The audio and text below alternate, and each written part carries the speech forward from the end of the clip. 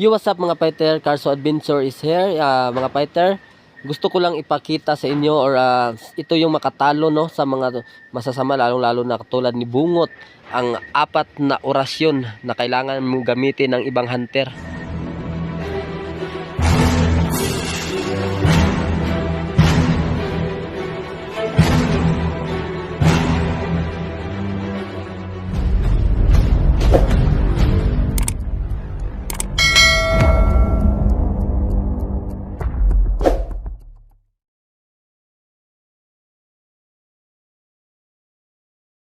Removite a spiritivos malignis in corpore suo comsit conscious.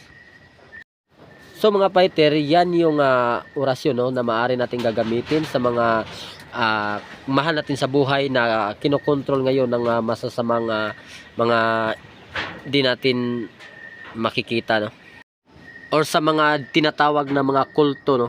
Yan yung orasyon na yan. Abscundi mi ab oculis inimicorum miorum sigminon posyont bidere.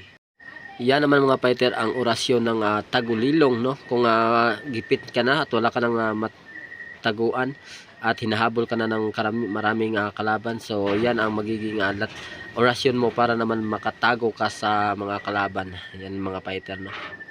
Tagulilong.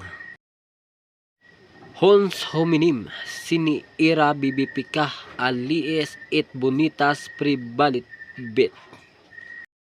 At ito naman yung orasyon na maaari mong buhayin yung mga kaibigan or kasamahan mo na napatay ng mga kulto mga fighter no.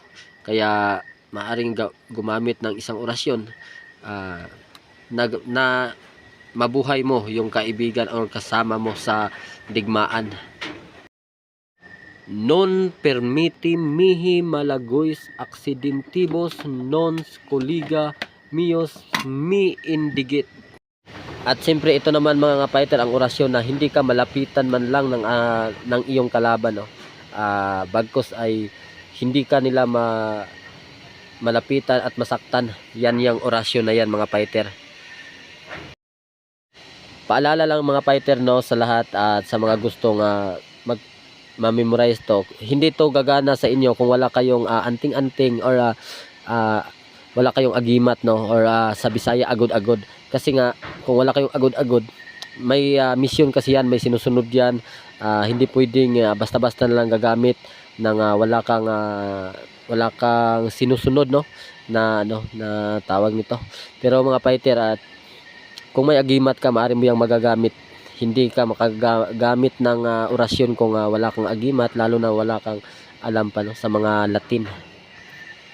So yun lang mga fighter, maraming salamat sa iyong panunood no, at hanggang dito na lang. Mag-like, comment at subscribe kayo para sa iba pang mga orasyon na ating ipapakita dito sa ating video mga fighter no. Mag-like, comment at subscribe kayo and share the video mga fighter. Salamat.